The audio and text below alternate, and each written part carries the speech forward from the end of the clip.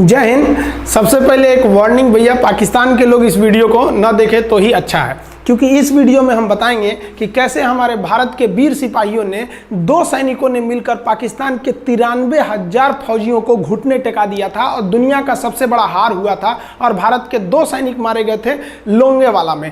हम इस वीडियो में बताएंगे कैसे PNS गाजी को डुबा दिया गया। ये भी बताएंगे कि चाइना पाकिस्तान का इतना बड़ा दोस्त बनता है लेकिन 1971 में क्यों नहीं बचा पाया, ना चाइना बचा पाया और ना ही अमेरिका बचा पाया। इस वीडियो में हम A to Z बातें करेंगे। अगर आप इस वीडियो को कंप्लीट देख लेते हैं तो कोई भी पाकिस्तानी की हैसियत नहीं होगी कि आपसे आंखें मिला सके, इसलिए इस वीडियो को देखते रहिएगा। यदि आप राष्ट्रवादी, अगर आप भारतीय हैं तो ही इस वीडियो को देखें। पाकिस्तानी और बाहर के चाइनीज वगैरह लोग इस वीडियो को न देखें, ये उनके लिए एक तरह का वार्निंग है, क्योंकि इसमें हम भारतीय सेना के हर उस वीर गाथा को बताएंगे जो एक हर भारतीय सुनना चाहता है। A to Z उस बातों को बताएंगे।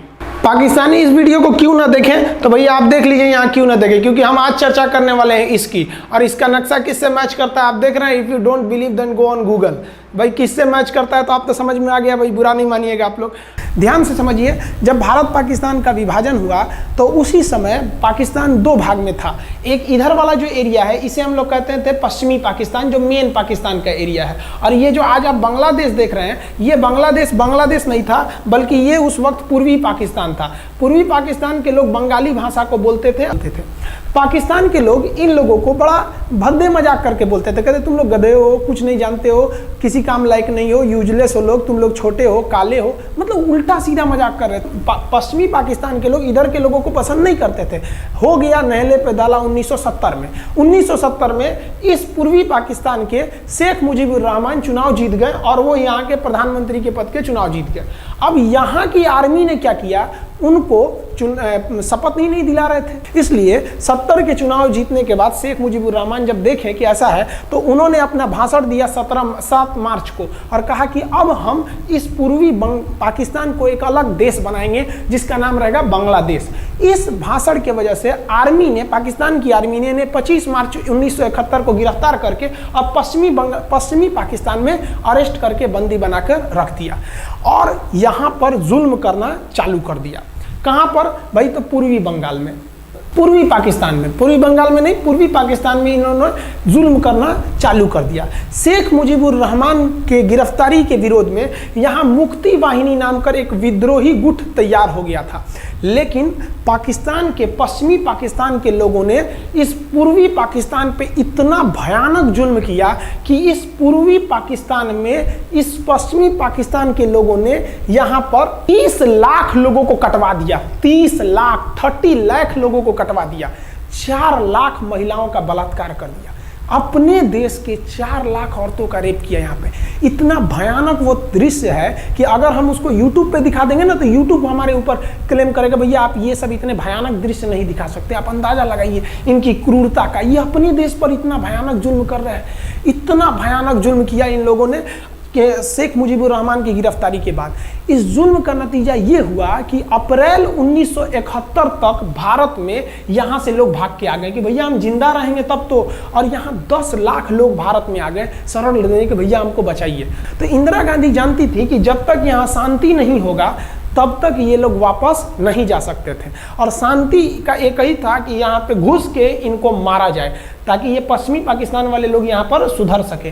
तो इंदिरा गांधी ने इसके लिए बात की जनरल फील्ड मार्शल मानेकशॉ से। उन्होंने सेना प्रमुख मानेकशॉ से कहा, सैम मानेकशॉ से, कि आप अभी युद्ध कीजिए, हम आदेश देते हैं आप अभी युद्ध कीजिए बांग्लादेश पे, हम अपने पड़ोसियों को इस तरह मरते नहीं छोड़ेंगे, आप इस पे हमला कीजिए। उस समय ये पूर्वी पाकिस्तान था। मानेकशॉ ने कहा कि ना, हम हमला नहीं करेंगे। कही अरे क्यों? कहा कि आप महीना देख रही हैं, अप्रैल का महीना है। अप्रैल के महीने का मतलब बरसात का दिन सर पे है, और बरसात के समय पूरब का हाल क्या होता है, एकदम भयानक बाढ़ आ जाती है। और उन्होंने एग्जाम्पल भी दिया कि सिकंदर की फौज भी हाथी लेके आई थी और कीचड़ में फंस गई थी, कि अगर यहाँ हम लड़ जाते हैं तो यहाँ बरसात रहेगा, हम यहाँ उलझ जाएंगे, ये एरिया सूखा रहेगा, चाइना का ऊपर से एरिया सूखा रहेगा, ये हमला कर देंगे, हमको 3 ओर से लड़ाई लड़ना पड़ेगा। मानेकशॉ ने इंदिरा गांधी से कहा कि आप 2-3 काम कर लीजिए। कब तक के लिए कि नवंबर तक हम लोग युद्ध नहीं करेंगे, लेकिन अप्रैल से नवंबर के बीच में हम अपने सैनिकों को इस एरिया में लड़ने के लिए ट्रेनिंग दे सकते हैं। मुक्ति वाहिनी उसको हम ट्रेनिंग दे सकते हैं। और इसी में 1971 में हमारी जो थी भारत और रूस की एक समझौता पर हस्ताक्षर हो गया। अब हम लोगों ने पाकिस्तान को एक बारूद के ढेर पर बैठा दिया था। इंतजार था तो इस बात का कि उस बारूद में एक चिंगारी की और तब पाकिस्तान तबाह हो जाता। इत्तेफाक देखिए, उस बारूद के ढेर पर खुद चिंगारी जलाई पाकिस्तान ने। कैसे? तो समझिए कैसे। हम लोग का था कि इधर हम लोग ऑफेंसिव हो जाएंगे, मतलब इधर भयानक हमलावर हो जाएंगे, और इधर हम लोग डिफेंसिव रहेंगे, मतलब इधर कम हमला करेंगे, ताकि हम लोग का मेन मकसद पाकिस्तान से युद्ध नहीं था। हमारा मेन मकसद था हमारे अपने बांग्लादेशी भाइयों पर जो जुल्म हो रहा था, जो उनकी बहनों को रेप हो रहा था, इतना भयानक किया था वहाँ पर पाकिस्तानियों ने कि बाप के सामने बेटी का रेप करते थे और उसके बाद बाप को मार के कहते थे तू भी रेप कर। इतना मतलब मानवता पूरी खत्म कर दिया गया वहाँ पर। तो भारत ने कहा कि इधर हम डिफेंसिव रहेंगे। पाकिस्तान को ये खबर लग गई कि भारत ना इधर कमज़ोर है। अरे भैया, इधर हम कमज़ोर थोड़ी हैं, इधर कम सैनिक रखे हैं और इधर हम भयानक रखे हैं, तो इसका मतलब ये थोड़ी है कि हम कमज़ोर हो जाएंगे। भैया कहा जाता है ना कि सोनार के घर का कचड़ा भी बनिया के बादाम से महंगा बिकता है। देखिए, हम लोग ठंडी का इंतजार ही कर रहे थे कि पाकिस्तान ने गलती कर दिया। उसने 3 दिसंबर को अचानक हमला कर दिया श्रीनगर पे, पठानकोट पर, चंडीगढ़ पर, यहाँ पर आगरा हवाई अड्डे पर तबातोड़ हमला कर दिया। एयरफोर्स का इतना भयानक हमला पाकिस्तान का भारत पर हुआ कि भारत देखते रह गया। धड़ पाकिस्तान की जहाजें एंट्री मार गई सब भारत में, उसकी एयरफोर्स एंट्री कर दी। इतना भयानक हमला था, इतना भयानक कि भारत का एक भी सैनिक नहीं मरा। समझ रहे ना कितना भयानक हमला था। अरे भाई, आप यहाँ पर घुस जाएंगे हमारे देश में तो क्या हो जाएगा भैया? मूस मोटैयन लोढ़ा हुईन, हाथी घोड़ा थोड़े हुईन। भारत तो इसी का इंतजार कर रहा था। देहात में कहावत कहा जाता है कि रोए के रानी तले अखिए खुदा गई। भैया हम प्लाने कर रहे थे कि हमला करने के लिए कि आप हमारे पे हमला करिए दीजिए। अब विश्व का भी दबाव नहीं आएगा हमारे ऊपर कि भैया हमला तो आपने किया है, अब हम लोग छोड़ेंगे नहीं। भारत एकदम दृढ़ निश्चय कर लिया। इसी बीच पाकिस्तान को एक खतरनाक खबर लग गई। क्या थी खबर भाई? तो देखिए, पाकिस्तान को खबर लगी कि भारत की ज़्यादातर फौज इस पूर्वी पाकिस्तान की ओर डिप्लॉयड है और यहाँ राजस्थान के जैसलमेर जिला में एक जगह है लोंगेवाला। उस लोंगेवाला में केवल और केवल 120 फौजी हैं। और अगर पाकिस्तान ने सोचा कि 120 फौजियों को हम रातों रात मार देते हैं तो उस समय एयरफोर्स रात में लड़ाई नहीं कर सकती थी, इसलिए इन्होंने लोंगेवाला में एंट्री मार दी। पूरी भयानक टैंक लेकर, फौज लेकर, इन्फेंट्री लेकर, और उसको वो लोग लोंगेवाला में घुसने के लिए चल दिए। और लोंगेवाला में भारत के पास केवल 120 सिपाही थे, केवल 120, और उन पर वो हजारों की संख्या में टूट पड़े। लेकिन घबराना नहीं चाहिए, क्योंकि चींटियां तादाद में कितनी भी क्यों ना हो जाएं, गन्ना घसीट के नहीं ले जा सकती हैं। लोंगेवाला में जो ड्यूटी थी उस समय कुलदीप सिंह चांदपुरी जी का। कुलदीप सिंह चांदपुरी सरदार हैं, आप देखे होंगे बॉर्डर मूवी में इनका रोल सनी देओल ने किया है। अब ये कुलदीप सिंह, ये भैया पंजाबी सिख, अब ये लोग 1.25 लाख से नीचे कुछ सोचते ही नहीं है। चिड़िया नू में बाज लड़ावा, गिदड़ नू में शेर बनावा, और 1.25 लाख नू एक लड़ावा, तब गोविंद सिंह नाम रखावा। खबर आया कि आपसे जो लड़ने आ रहे हैं ना पाकिस्तान की ओर से, वो ब्रिगेडियर तारिक मीर आ रहा है। उसके पास टैंक है, 2800 फौज है, बहुत ही तेज रफ्तार से आ रहा है। आपके पास केवल 120 जवान है कुलदीप सिंह, आप पीछे हट जाइए, आप पीछे हट जाइए, क्योंकि आपको हम ना, आप बहादुर हैं इसमें नो डाउट, लेकिन आप कैसे लड़िएगा उतनी भयानक फौज के पास से? यहाँ उन्होंने कहा खालसा सिख नहीं हट सकते, हम दिखा देंगे कि हम 120 भी उन पर क्या पड़ेंगे, भारी पड़ेंगे। इनके पास ना ही टैंक को उड़ाने के लिए कोई संसाधन थे, टैंक को मारने के लिए एक जीप पर लगा हुआ छोटा सा तोप था, और इनके पास 3 ठो माइंस लगे थे। माइंस समझते हैं आप लोग? टैंक जो होता है ना बम, उसको उड़ाने के लिए माइंस लगाए जाते हैं। तो देखिए ध्यान से, ये है माइंस, ये माइंस होते हैं। इस पर अगर टैंक चढ़ता है ना तो टैंक ब्लास्ट कर जाता है। तब इन्होंने दिमाग लगाया। इन्होंने क्या किया, जो खाली रेगिस्तान था ना उसमें ना आगे की ओर 3 ठो ओरिजिनल माइंस को लगा दिया, और जो खाना खाने वाला टिफिन होता है ना 4 खंदे वाला, इसे, उस टिफिन को इन लोगों ने रातों रात ना बिछा दिया ऐसे लाइन से। देखिए लाइन से पाकिस्तान की टैंक आई तो शुरुआत में तो भैया ओरिजिनल माइंस था, धड़ाम से लगा, पाकिस्तान की टैंक उड़ गई। पाकिस्तान का एक टैंक उड़ा, फिर दूसरा उड़ा, तीसरा उड़ा, पाकिस्तानी एकदम डर गए सब। ब्रिगेडियर तारिक मीर कहें कि भैया यहाँ तो माइंस लगा के रखा है इन लोगों ने, एक काम करो इंजीनियरों को बुलाओ, पूरा माइंस निकालो। अब ब्रिगेडियर जो हमारे मेजर कुलदीप सिंह थे ये जानते थे कि बाबू अगर हम तुमको रात भर रोक दिए ना तो सुबह हमारी एयरफोर्स आएगी, तुमको जिंदा नहीं छोड़ेगी। इसलिए इन्होंने पूरा टिफिन बिछाया था। इन पाकिस्तानियों ने 6 घंटे लगा दिए उनको निकालने में। इंजीनियर आते थे तो डर के मारे टिफिन निकालते थे, अरे बाप रे बाप, और टिफिन में तो ईंटा पत्थर भर देते थे और डर के ले जाते, अरे भागो भागो भागो, माइंस है माइंस है। इसको लगाते लगाते इन लोगों ने पूरी रात बिता दी। 3 बज गया। 3 बजे इनको पूरा सन्नाटा दिखा कि भैया ये तो टिफिन है, ये रेगिस्तान में ये तो टिफिन है।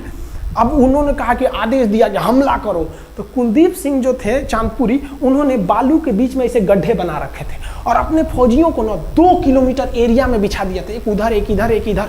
तो चारों ओर से फायरिंग होती थी। पाकिस्तानियों को लगी ना कि भैया हमको गलत इंफॉर्मेशन मिल गया है, 120 गो मिल के ऐसे थोड़े मारेगा सब। सोच रहा उधर से गोली इधर से गोली, धड़ाधड़ बम गोला दारू सब चल रहा है यहाँ पर। इतना भयानक कहीं कोई 120 आदमी मिल के ऐसे मारता है? नहीं भाई, इतना भयानक सुनसान एरिया में कहाँ से कौन मार रहा है? एकदम तबाही मचा दिया। कुलदीप सिंह चांदपुरी ने क्या तबाही मचाया था आप देखना चाहते हैं तो देखिए उन लोगों ने क्या तबाही मचाया था।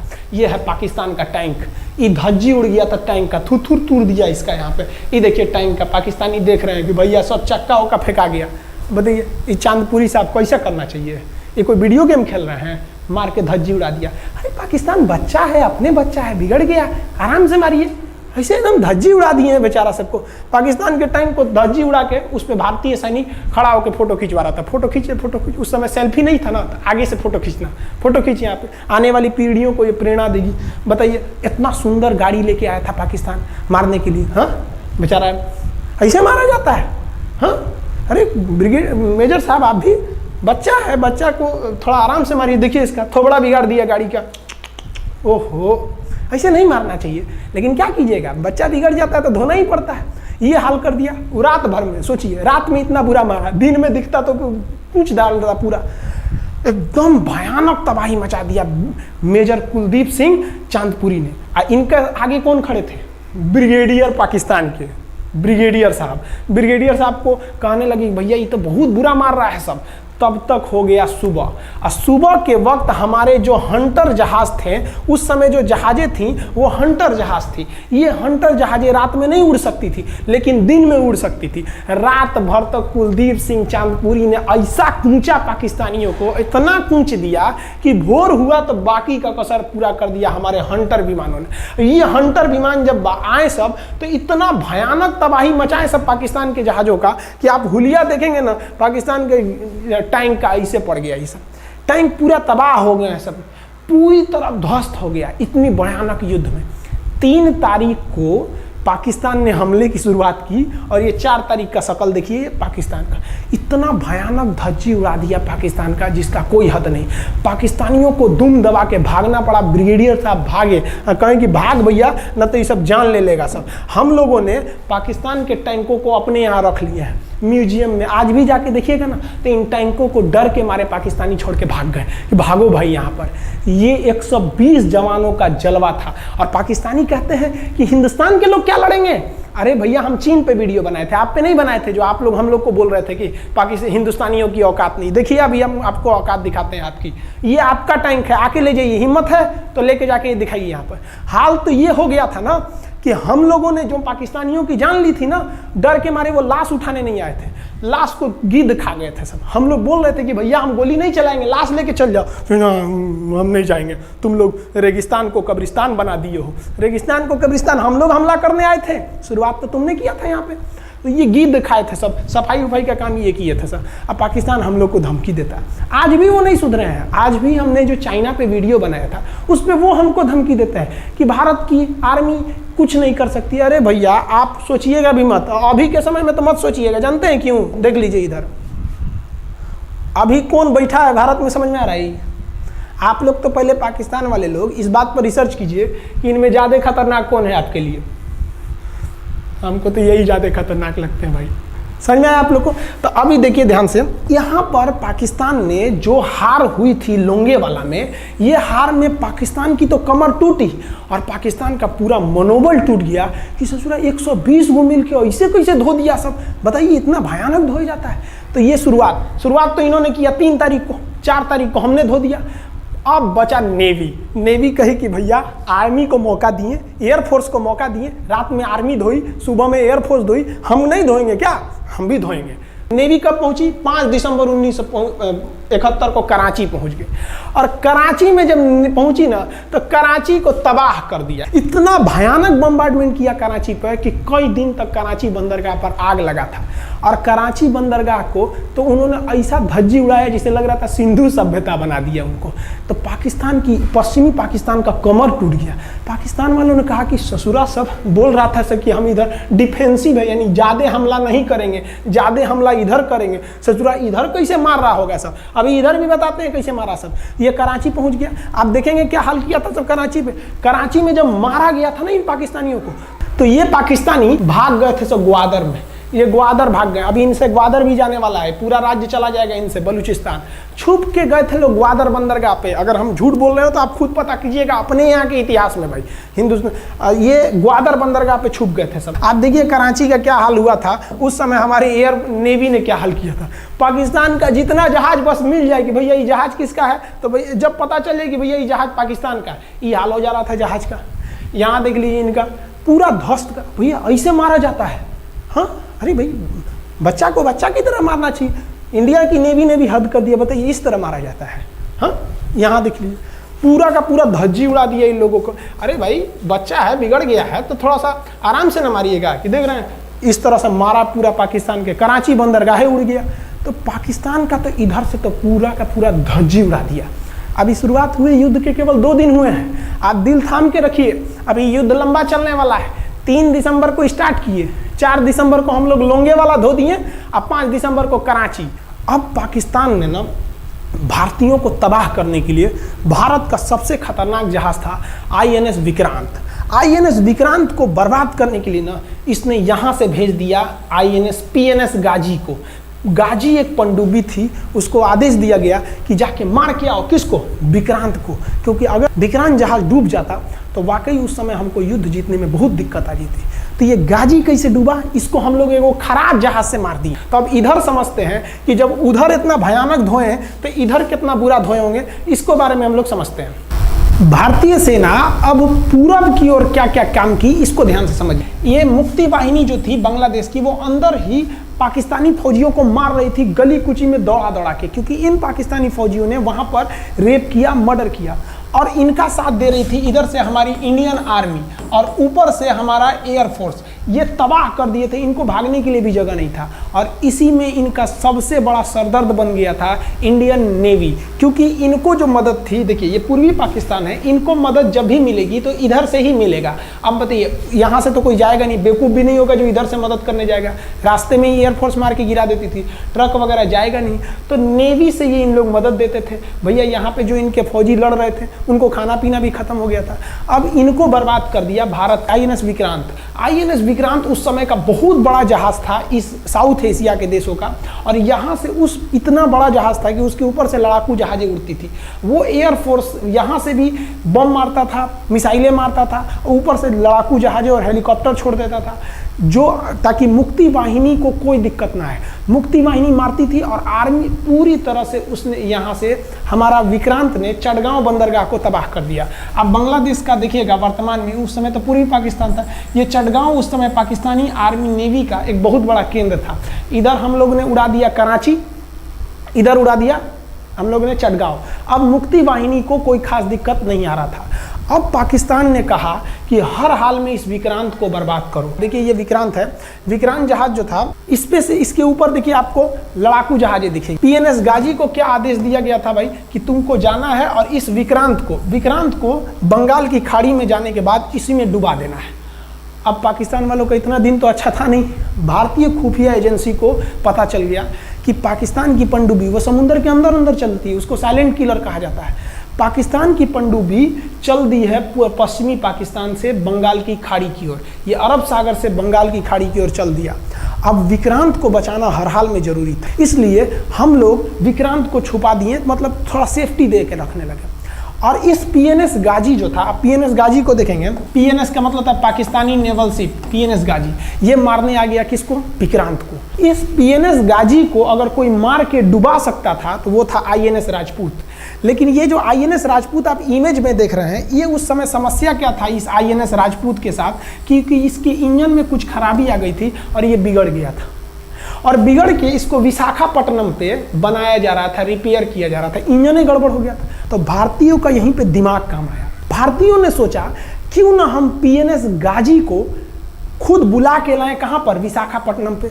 तो लोगों ने कहा कि भैया ये आएगा विशाखापट्टनम में, क्या आईएनएस राजपूत हमको मार दो? तो कहा कि नहीं, देखिए कैसे आएगा।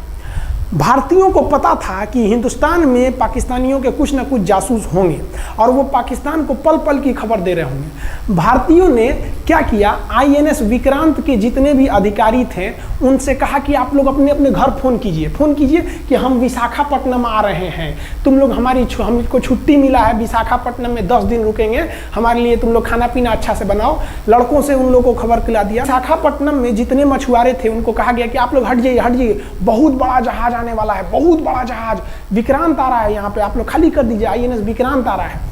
यहाँ पर क्या किया गया, ऑर्डर दिया गया, बहुत सारे फल सब्जी अंडा ब्रेड, कि भैया ये इतने बड़े जहाज के लिए जा रहा है, 6 महीने का खाना चाहिए। ये खबर आग की तरह फैल गई पाकिस्तानियों को, और पाकिस्तान में खबर लग गई कि भैया आईएनएस विक्रांत यहाँ नहीं है, आईएनएस विक्रांत विशाखापट्टनम पे है। अरे बकलोलवा, विशाखापट्टनम पर पीएनएस गाजी की मौत यमराज इंतजार कर रहा था आईएनएस राजपूत। ये गधा जो था पीएनएस गाजी, ये मुड़ गया किधर की ओर? विशाखापट्टनम की ओर। और विशाखापट्टनम पर चुपचाप शांति से खड़ा हुआ जहाज आईएनएस राजपूत इंतजार कर रहा था, तो पानी के अंदर अंदर आओ, ये अभी बाहर निकला हुआ है, पानी के अंदर रहती है। और फिर आईएनएस राजपूत देखा कि ये आ रहे हैं, वो आईएनएस राजपूत को मारता कि इससे पहले ही आईएनएस राजपूत मार के तबाह कर दिया पीएनएस गाजी को। पीएनएस गाजी पर को डूबने के बाद पाकिस्तान को बहुत बड़ा सदमा लग गया।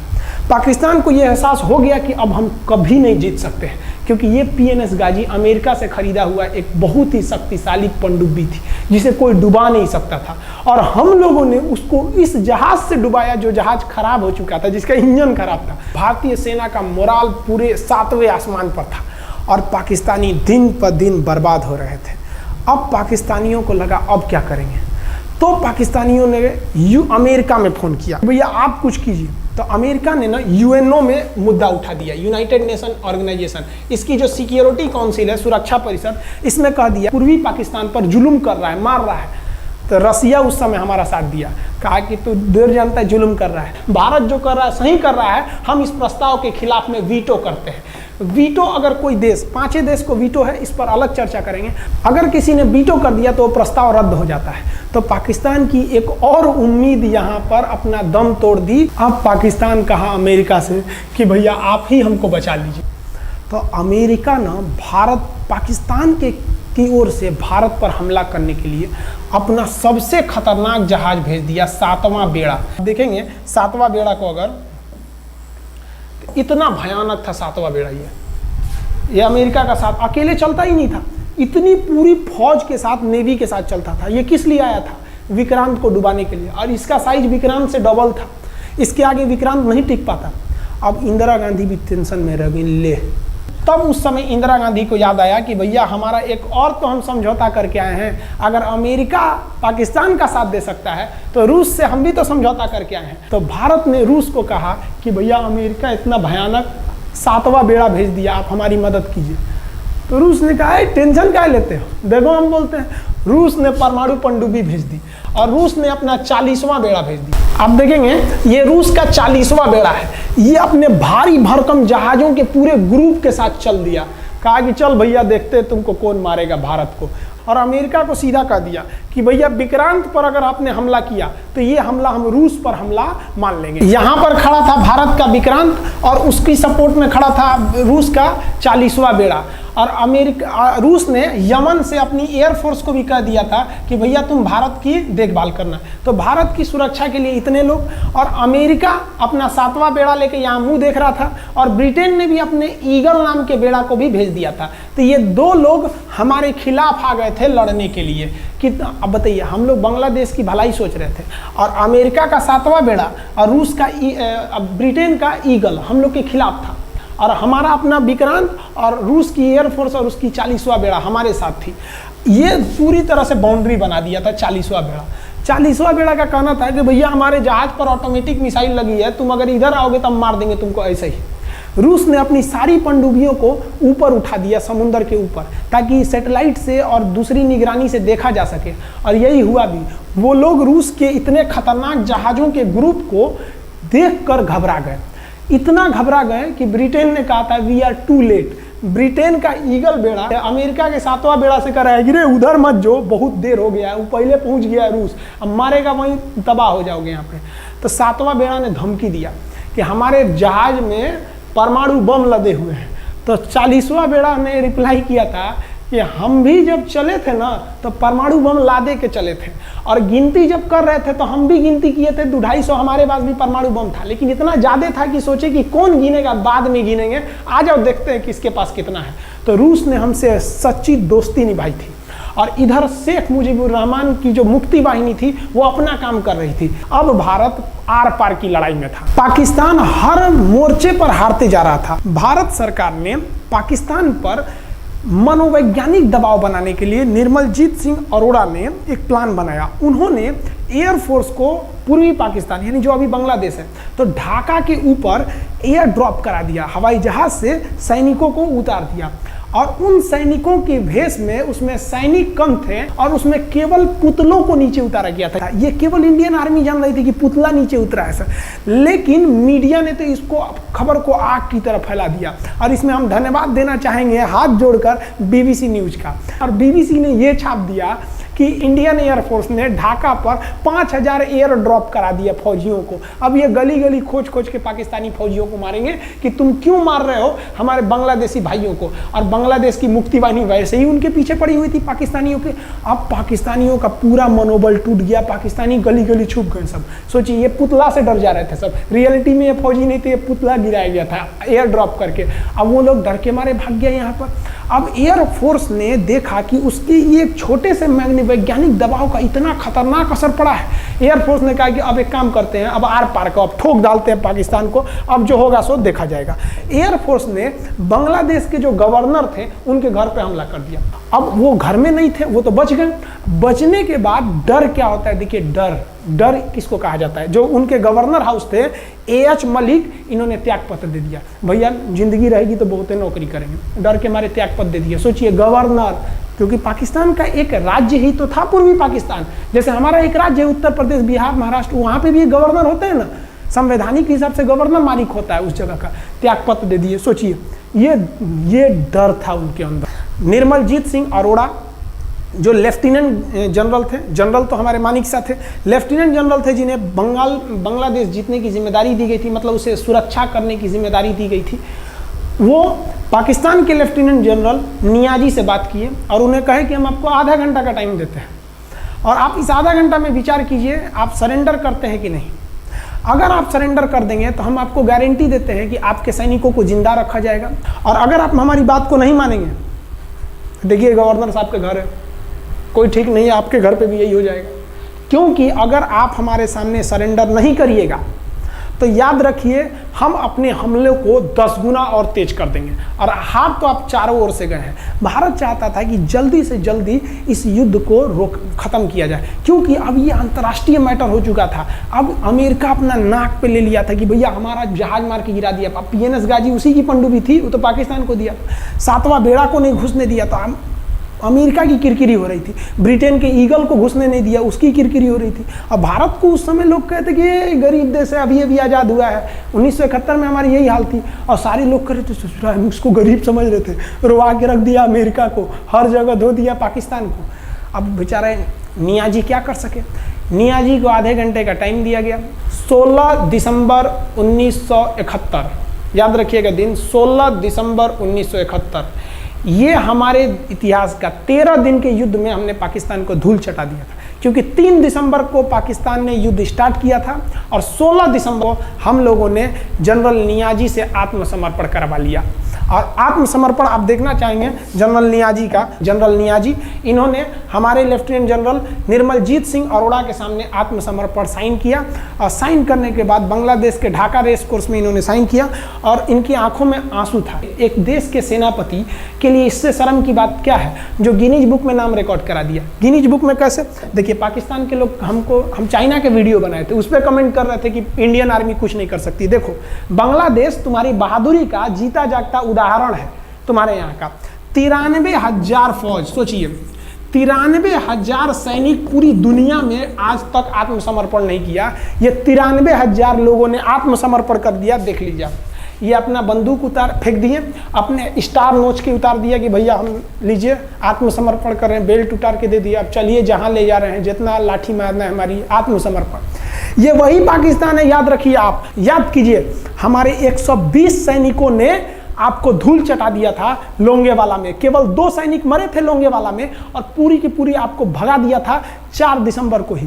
और आप याद कीजिए, बहुत बहादुर बनते हैं ना। 93,000 फौज आपकी हार के गई है यहाँ से। इतना बड़ा हार दुनिया में आज तक कहीं का नहीं हुआ है। 93,000 सैनिक सरेंडर करके गए हैं भारत के सामने से। क्या बात कीजिएगा आप हमारे सामने। तो ये है, गिनीज बुक में नाम है। ये तो है भैया पाकिस्तान की आर्मी, एक तरह से गिनीज बुक में नाम है ना जी। भले हारने से नाम है तो क्या हुआ, पाकिस्तान के लिए इससे खुशी की बात क्या हो सकती है कि भैया गिनीज बुक के नाम है। अब इन लोगों को जेल में बंद कर दिया गया, बाद में हम लोगों ने इन्हें छोड़ भी दिया था। और इस सरेंडर के बाद बांग्लादेश के जो मुक्ति वाहिनी थी, उसके चेहरे पर यह मुस्कान थी कि बांग्लादेश अब स्वतंत्र हो गया। ढाका, इंदिरा गांधी का स्टेटमेंट था, ढाका स्वतंत्र राजधानी है स्वतंत्र बांग्लादेश की। ये खुशी थी बांग्लादेशियों के चेहरे पर, जिनकी बहनों की इज्जत आबरू लूट ली गई थी उन्हीं देश की फौजियों के द्वारा। जिनके ये जो नियाजी थे, जब इन्हें लेफ्टिनेंट गवर्नर बना के भेजा गया था बांग्लादेश में, तो ये नहीं पूछे थे कि बांग्लादेश का स्थिति क्या है। ये पूछे थे कि जिन लड़कियों का रेप हुआ है वो कहाँ है, सब दिखाओ तो, मतलब ये भी जाके करेंगे। ये हाल था। ये इनके चेहरे पर मुस्कुराहट थी। बाद फिर मुजीबुर रहमान को पाकिस्तान से स्वतंत्र कराया गया। भारत ने जो अपना वादा किया था कि शेख मुजीबुर रहमान को स्वतंत्र करेंगे, बांग्लादेश को स्वतंत्रता दिलाएंगे, उनके अधिकारों के लिए लड़ेंगे, भारत ने अपने वादा को पूरा किया। आज शेख मुजीबुर रहमान की बेटी शेख हसीना बांग्लादेश की कमान संभाले हुई हैं। शेख हसीना, जब हमको याद है जब वो भारत आई थी तो एयरपोर्ट पे, तो मोदी जी एयरपोर्ट पर रिसीव करने गए थे, जबकि ऐसा नहीं होता है।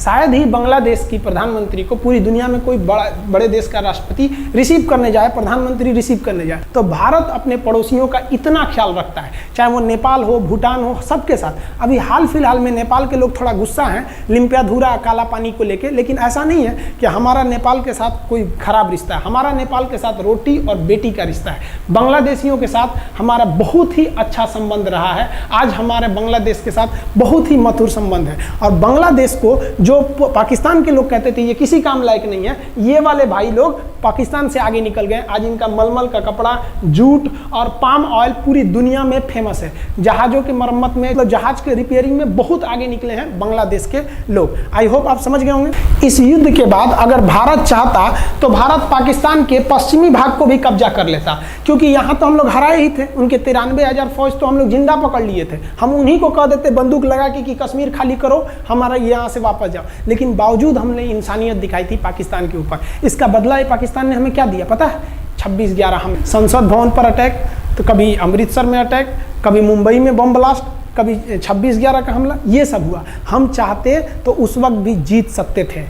ये पाकिस्तान वाले आप जो कहते हैं कि हम बहुत बहादुर हैं, भारतीय सेना हमारा क्या कर सकती है, तो भारतीय सेना की रहमो करम पर आप लोग जिंदा थे, वरना 1972 में ये जो सेना थी ना, 71 में, आप लोग को कहीं का नहीं छोड़ती। आप हिंदुस्तान के व्यूवर्स आप लोगों से भी कहते हैं कि एक लाइक तो बनता है इस सैनिकों के लिए, हमारे लिए नहीं, हमारे इस चैनल के लिए। कभी नहीं कहेंगे कि खान जी रिसर्च सेंटर चैनल को आप सब्सक्राइब करिए, लाइक करिए, हम ये कभी नहीं कहते हैं। लेकिन हम ये जरूर कहते हैं कि आज एक लाइक बनता है हमारे इन वीर सिपाहियों के लिए, लिए, जो आज भी सेना के लिए डटे हुए हैं। और ये पाकिस्तान इस पर कमेंट करते हैं। हम आप भारतीयों से कहते हैं, आप हिंदुस्तानी हैं तो इस वीडियो को जितना से ज़्यादा शेयर करना है आप शेयर कीजिए, ताकि आपके बच्चों तक को ये पता चल सके कि हमारे सैनिक कितने बहादुरी हैं, कितने बहादुरी से लड़े थे हमारे सैनिक, कितने बहादुर हैं। और इस वीडियो को आप इतना शेयर कीजिए कि पाकिस्तान तक पहुंचे और वहां का बच्चा इस वीडियो को देखे, ताकि उनके अंदर भारतीय सेना का जो डर है वो बैठे। ये डर जरूरी है उनके अंदर, ये डर उनकी हड्डियों तक जाना चाहिए। और हाँ, कोई भी देश के हो, हर देश को अपने सैनिकों के लिए सम्मान करना चाहिए। हम ये कोई मनगढ़ंत कहानी नहीं बताएं, हम अपने सैनिकों की वीर गाथा बताएं जो A to Z अक्षरशः सही चीजें हैं। समझ में आया? आप इस वीडियो को देख रहे हैं तो मेरे साथ बोलिए आप लोग, भारत माता की जय। पाकिस्तान के युद्ध का जो हम सीरीज बना रहे हैं, आज 71 का युद्ध बढ़ाएं। हम आपको कल 1948 का युद्ध बता देंगे, 65 की लड़ाई में वीर अब्दुल हमीद ने जो बहादुरी दिखाई, फिर आपको हम 84 का सियाचिन, 99 का करगिल और 62 की चाइना युद्ध के बारे में भी बता देंगे। याद रखिएगा, चाइनीज और पाकिस्तानी इस वीडियो को डिसलाइक जरूर करेंगे, आप उन पर भारी पड़िएगा। ये वीडियो आप संभाल के रखिएगा, अपनी पीढ़ियों को दिखाइएगा कि हमारी सेना कितनी बहादुर थी। एक सैल्यूट हम अपने वीर जवानों के लिए। जय हिंद। हम बहुत ही सौभाग्यशाली हैं जो ऊपर वाले ने हमें हिंदुस्तानी बनाया। I proud to be Indian. जय हिंद।